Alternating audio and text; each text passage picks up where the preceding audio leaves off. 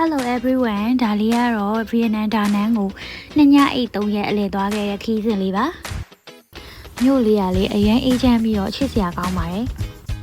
ရောက်ချင်းနေရတော့ဟိုတယ်မှာအထုပ်ဘိုးတွေထားပြီးရတယ်မြို့ထဲမှာနေလဲစားသွားစားပါတယ်ညနေကျတော့ကမ်းခြေဆင်းပြီးတော့ရေဆော့ပါတယ်ကမ်းခြေမှာလေဝန်းကစုတ်ကောင်လေးတွေအများကြီးရှိရယ်ပင်လယ်နဲ့တောင်တန်းတွေကြိုက်တဲ့လူတွေဆိုတော့ဒီမျိုးတွေကိုကြိုက်မှသိကြပါတယ်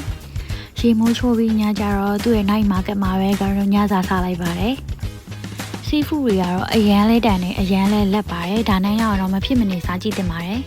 ။နောက်တစ်နေ့မှာတော့ကိုင်းနိုဘာနာဟေးသွားပါတယ်။သူကတနေရာနဲ့တနေရာကေဘယ်ကားနဲ့ကူရတာပါ။ဒါကတော့ဘာနာဟေးရဲ့နာမည်ကြီး Golden Bridge ပါ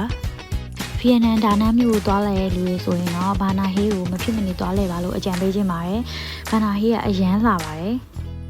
ဘာနာဟေးတစ်ခုလုံးကအရန်ပျော်ဖို့ကောင်းပါတယ်ပေးရတဲ့ဈေးနဲ့လည်းအရန်တန်ပါတယ်တနေရာထဲမှာပဲလဲစရာပတ်စရာတွေအများကြီးရှိတဲ့ပြင်အစားအသောက်တွေကလည်းအရန်ကောင်းပါတယ်ကာရင်အကြိုက်ဆုံးကတော့ French Village ဆိုတဲ့ပြင်သစ်ပုံစံလုပ်ထားတဲ့ရွာငယ်လေးပါချစ်စရာအရန်ကောင်းပါတယ်အစားအသောက်တွေစုံပြီးလဲလို့ပတ်လို့မကုန်နိုင်အောင်ပါပဲ